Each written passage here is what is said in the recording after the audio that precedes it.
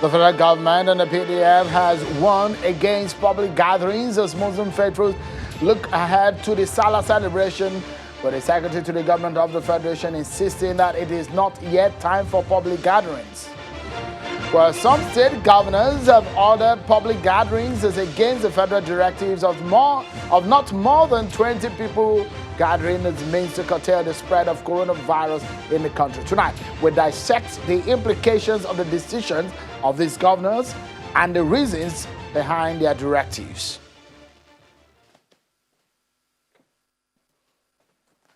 Hello everyone and welcome to the program. This is Politics Today live on Channels Television. I'm Sean Kimbalo here in Lagos. Before we get into the meat of our conversation tonight, in what looks like a counter directive coming from the Federated Unit of Nigeria and the implication of that as we look forward to the weekend of the end of Ramadan fast for Muslims in the country. Let's tell you that the National Assembly has received the reviewed 2020 budget from President Muhammadu Buhari. The chairman of the Senate Committee on Appropriations, Senator Jibril Barau, told journalists after a closed-door meeting with the Minister of Finance and the DG Budget Office at the National Assembly.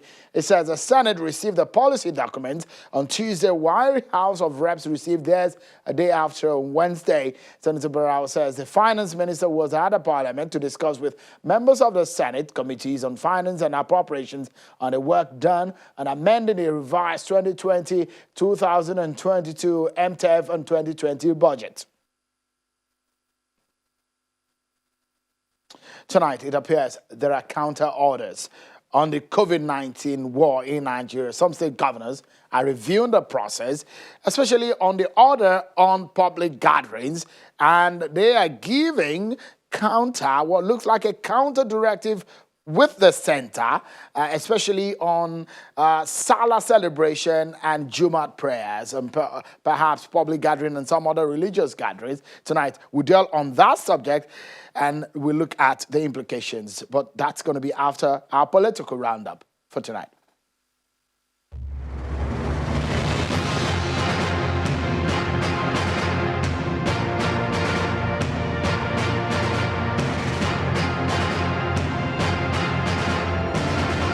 The National Economic Council has concluded its first ever virtual meeting with the Vice President, Professor Yemi Osinbajo, chairing it. NEC today resolved to ensure a more effective synergy between the federal government and the sub-nationals, especially in matters related to the fallout of the COVID-19 pandemic, including how to effectively and efficiently reopen the Nigerian economy after the lockdowns and shutdowns across the country. The Minister of Finance gave the Council an update on the status of SPE accounts, saying the excess crude account ECA balance is $72 million, with the stabilization account balance as at May the 21st, 2020 is put at 39 billion naira, and the Natural Resources Development Fund account balance is 125 billion naira. The Akwa Ibom State Governor, Udom Emmanuel, has inaugurated the State Community Policing Committee as part of the state government's efforts geared towards effective security of lives and property in the state. Also inaugurated is the State Policing Community Advisory Committee. The governor performed the inauguration at Government House, Uyo. The Ondo State Office of the Independent National Electoral Commission, INEC, is putting necessary measures in place to ensure a smooth process in the governorship election to be held in October this year. The resident electoral commissioner of INEC in Ondo State, Ambassador Rufus Akeju, disclosed this in an interview with Channels Television in his office in Akure, the state capital. Despite the COVID-19 pandemic that is ravaging the world, the national authorities of INEC announced that the governorship poll in Edo and Ondo states will be conducted as scheduled. Hence, it directed that its offices in both states to open and commence operations towards the election.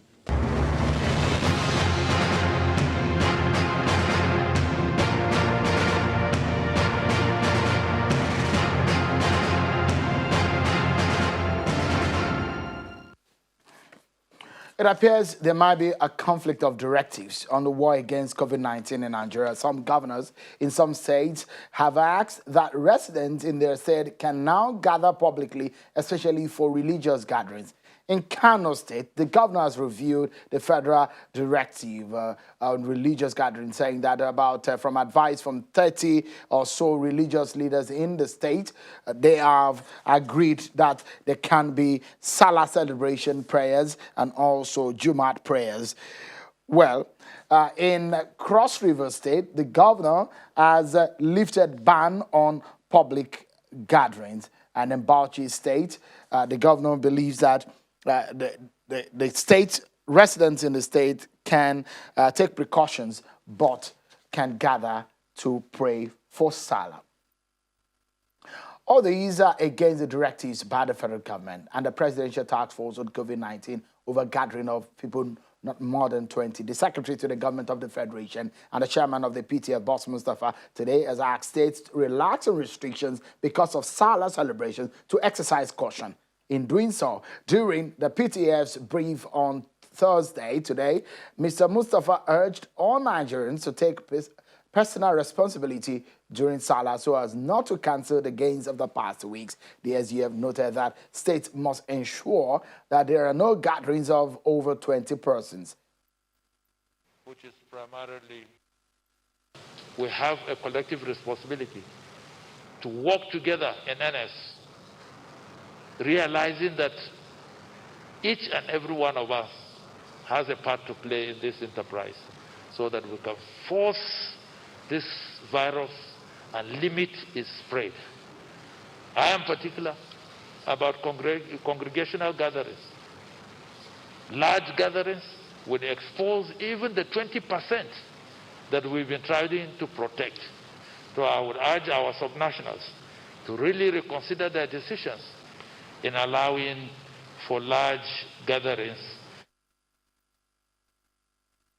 So what are the implications of these counter directives? The president has asked the governors of the state to work with the PTF on some of these directives in curtailing the containment measures in Nigeria. Let's speak first to the majority leader in the House of Representatives, who is from Kano State.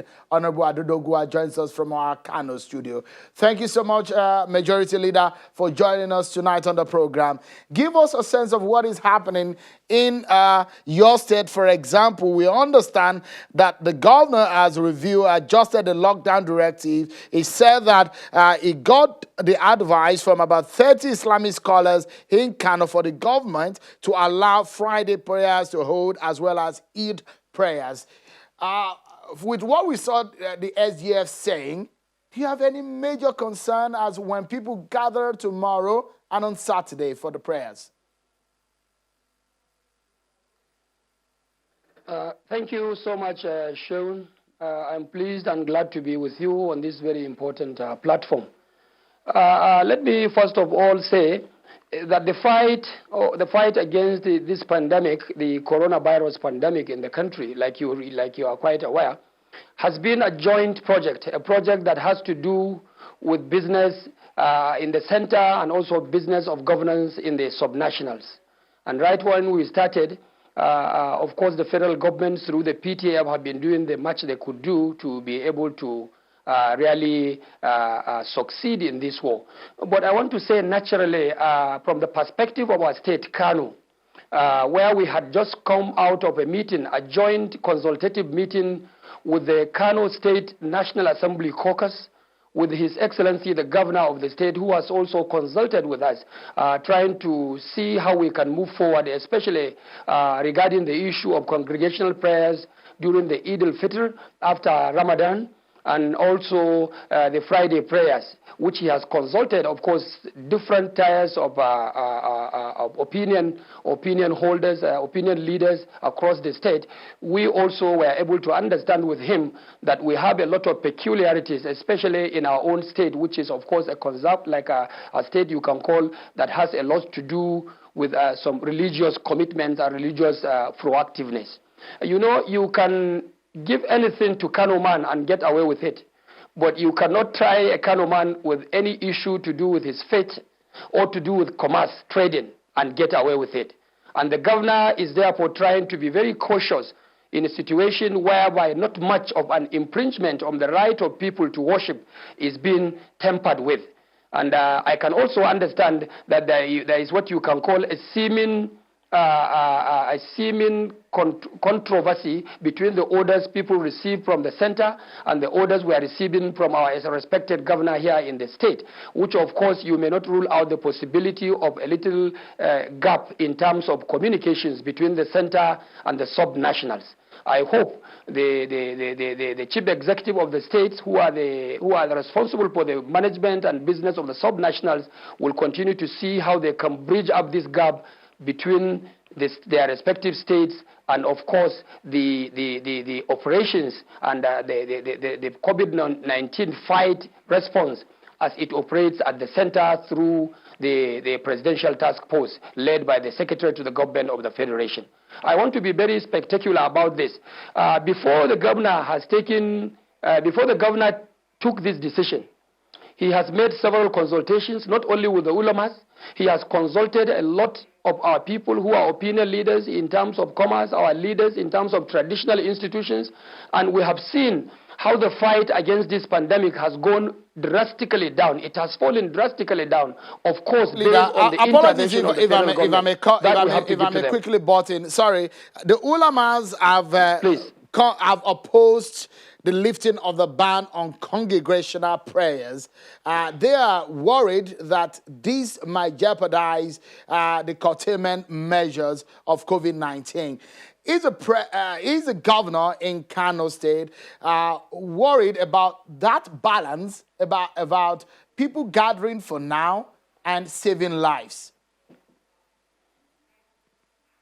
Of course, definitely the governor is the #1 person that is most worried about the lives and welfare of the people of Kano State.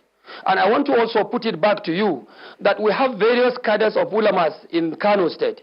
We have them from different ramifications and different aspects. We have the ulamas who are the imams, right from the grassroots to the local government level and to the state. We have also the Jamaatul Nasr Islam. We have the Izalatul Sunnah wa Iqamatul Bid'ah. These are various groups within the same confine of Islam as a religion. We are very much respecting the opinions of all of these ulamas. But I want to say the aggregate result of the consultation with this various number of ulamas did not oppose to the governor relaxing this lockdown for the observance of the Eid prayer, which is a special prayer that is done only once in a year.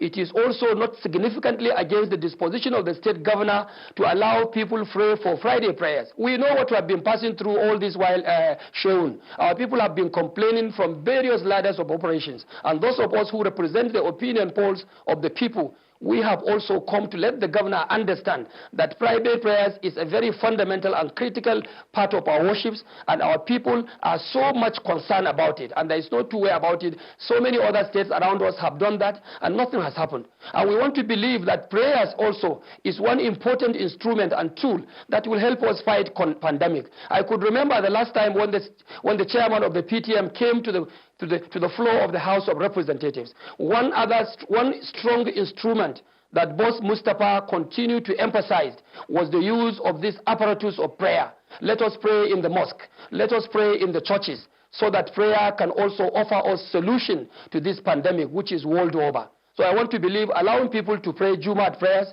allowing people to go on Eid prayer, which is going to last just for like 15-20 minutes, is not something that will jeopardize the activities of the government trying to curtail the menace of COVID-19. So many things have been considered. I want to believe the governor is trying to be very moderate. The governor is trying to be so local, because every politics and every business is local. We need other stakeholders to join hands with us and fight this pandemic in our own local parameters. And if we want to succeed in that, you cannot jettison the opinion of people like the traditional rulers, the opinions of so many other opinion leaders in the state, and opinions of ulamas. And that is exactly what the governor is doing. I also want to put on record that based on the consultations we had with His Excellency the Governor this morning, we have also consented with him to go ahead and allow people observe Friday prayers. All right, to go ahead and allow people to observe the Eid prayer. Let's take a break. But we also encourage him to continue to synergize with the center, so that let's take a break, we don't have this kind of collision in terms of order.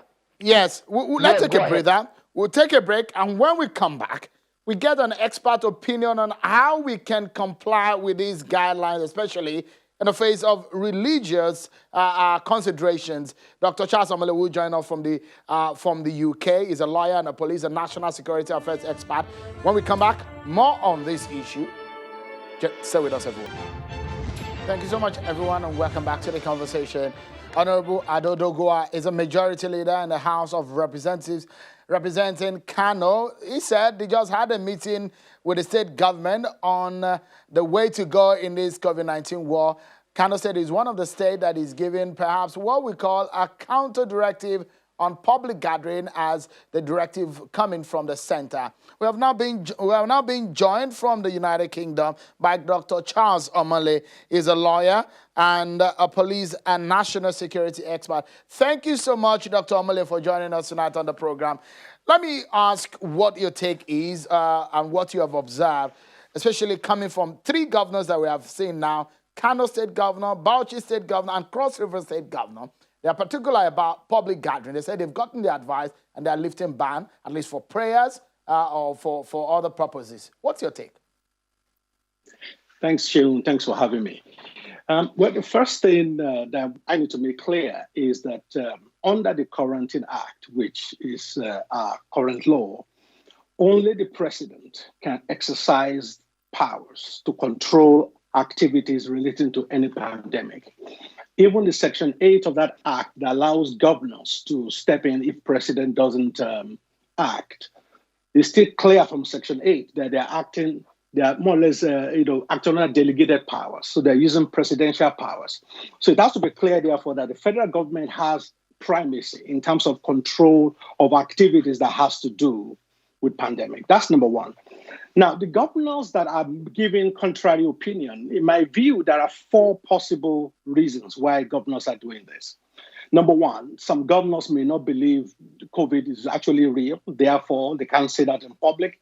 Therefore, their actions is speaking for them.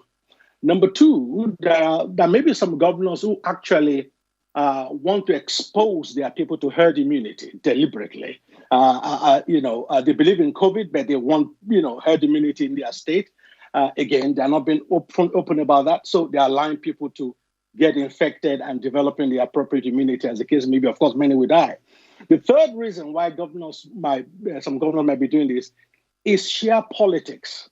They are playing politics with this. They're giving people what they want, even though it's not in the interest of the people. And of course, the fourth reason why governors might be doing this is that some of them want infection in their state to actually go up so that they can use that as financial tool to bargain with federal government. Now, I'm not quite sure which any of the governors fall into. But the key point here about the governors giving contrary opinion to the federal government is the fact that there potentially will be spike in those states, where this has happened. But it's a failure of politics. And in my view, when politics fail, the only solution is more politics. Dr. Omole, let me get your view on this. We are in a federal system of government where federating units also have their powers. Are you saying in this regard, state governors do not have the prerogative whatsoever in giving an order based on their local situation? Under the Quarantine Act, which is the enabling law, even the governors that, like Lagos and others, that acted before the president spoke, they issued regulations under the Quarantine Act. So there's a Quarantine Act that's being used. Under that, Section 3 makes it clear this is a presidential power. Section 4 explains what the regulations should be.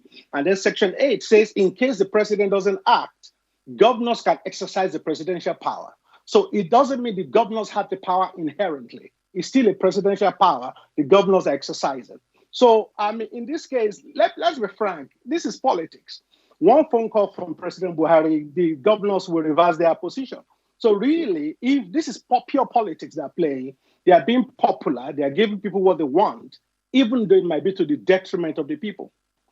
Dr. Omole, another issue that I'm looking at is that 3 governors have taken that decision. We might see a growing number of in that regard. Should this happen, and we've seen the kind of frustration that is being exhibited or expressed by the powers at the center, should it continue, can the power at the center prevail by some powers on the state or the federating units? Well, yeah, well, yes and no. As in, yes, the federal government always have leverage, in terms of over governors. Federal government can do that from an institutional level in terms of security apparatus. The federal government can do that from a financial level in terms of the finances they give to the states.